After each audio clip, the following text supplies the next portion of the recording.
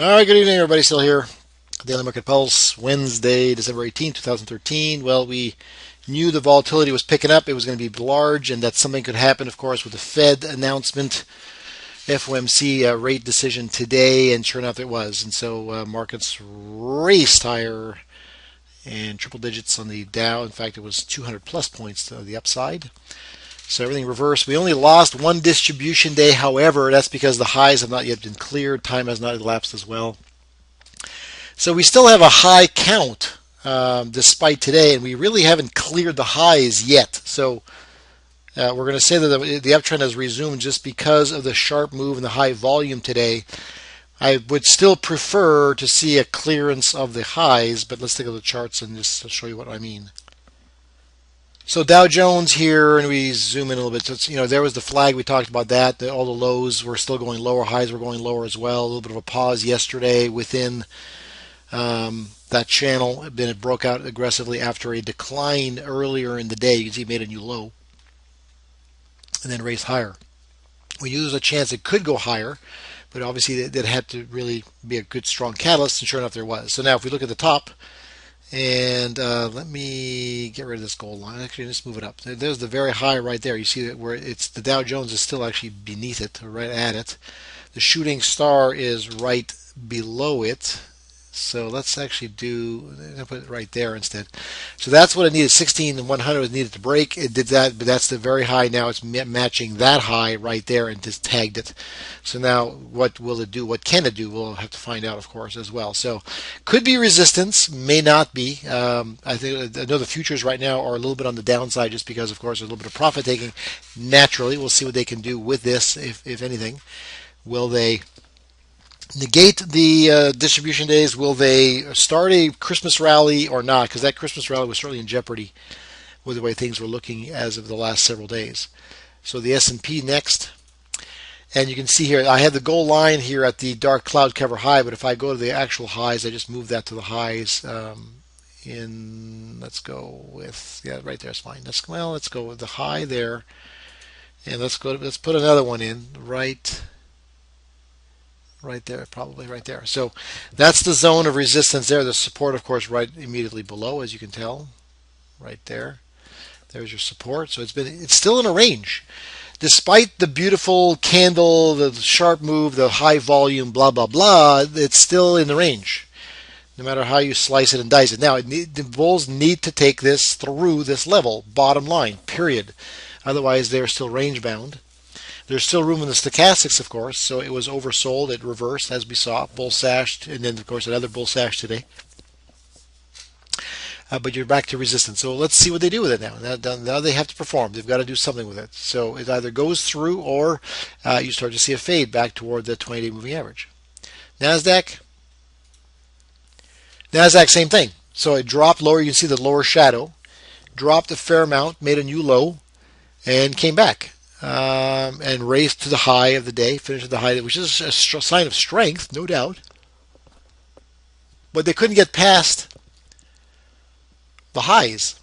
So now this is the first time it actually gets to that point in a green candle. So that's usually a better sign. But as I said, it still needs to perform. So we'll see what it does. Came back and retested 4,000. As you can see, it went slightly below 4,000 temporarily. TSX did the same thing. Just like we saw with the Dow earlier, it was in a channel to the downside. After the quieting of candles, you saw the big sell-off, and then it got quiet with a little bit of a lower shadow, a little spinning top. Thought, okay, well, possibly with Monday's candle, it looking like they were trying to do something with it, but they were still trapped like the Dow was within the channel. It broke out aggressively today to the 20-day moving average. It's above the 50 again as well. Lots of room still before it ever gets to 13,500 where the other highs are. So there's still room for growth here for sure if it can accomplish that or not.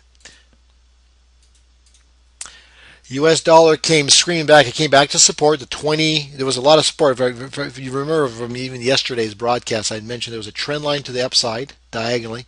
The 20-day moving average was there. The polarity area near 106 was there as well. Lots of support here, and so you would expect it a bounce. There was a engulfing hammer and then a follow through yesterday, and even better follow through today. But again, back to the highs of 107 and no higher. So, and then treasuries were all over the place. Treasuries have been holding steady sideways, a series of lows here right at 129. 1, 2, 3, 4 days. Today flushed lower, came all the way back, right back to 129, and then it's holding there again. So bearish engulfing, yes. Sideways for the last several days, yes. Stuck at the 20, but also at the trend line and support at 129. So it's, I don't know. I don't know. Of course, yesterday I would have said long upside. Today, I almost a flip of the coin. Right now, flip of the coin on this one. Gold was going lower. Through most of the day, this was all red into the lower Bollinger Band, tagging the lows, and it reversed as you can see and finished higher green. Now look at the gap lower here after hours. So it reopened at the low of today for tomorrow's trading session. So it's still holding that level, 1220, pretty important level. Not quite oversold yet, so that may be why. It might be tomorrow though. We better look at the yen real quick.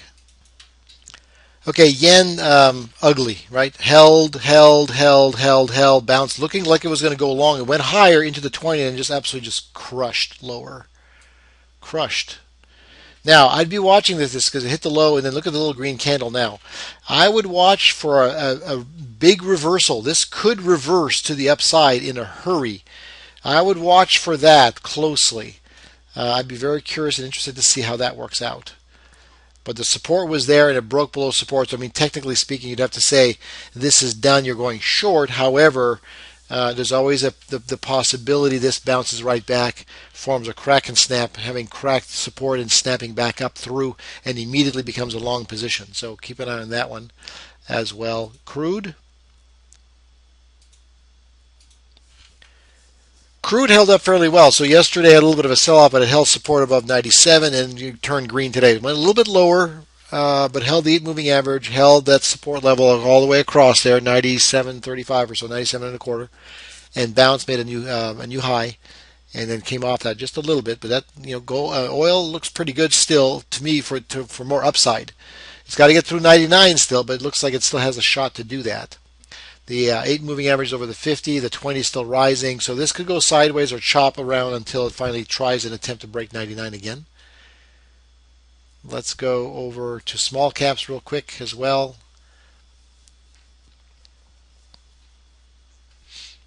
Small caps, big bounce. It's still below the old channel and trend line. It broke down, went to the 50, came back up. It's still at a pivot area as well, 113 level. It still hasn't hit the highs either. So small caps, you would think, if risk was truly on, would be in the channel, would have been above the 20-day moving average by now. Of course, it isn't for the first time, but it's still not back into the old channel it was in. And it would certainly be at the highs and beyond the highs, and it's not doing that either. So I'm a little suspicious of this. A little suspicious. I'm a little curious about how this is working out here. We'll see. We'll see how they react post-Fed announcement. And let's go to the VIX. The VIX got slammed with the markets being up that high. Look at the VIX. So the VIX was coming up, living nicely below the upper Bollinger Band. Was 5 consecutive to the upside. Came off the highs yesterday a little bit. Still had room to 18-19 to the upside. Said we could get a pullback. That pullback could be into 15.50 to 15 is what I said. I thought the 8 moving average might hold it. And maybe as deep as slightly below that, maybe 14.50, but 15 I thought it might hold. That just got absolutely slammed. You can see how high it made a new high today at one point during the day, and then just got slammed. But now it's back into the moving averages, the 200, the 50, the 20, where the crossover is. So I'm a little curious about this right here, quite frankly. I'm a little curious how this is going to respond tomorrow and how much of a bounce might happen on the VIX if there's going to be one at all. So I'm curious about that. All right. That covers the market pulse. Thanks.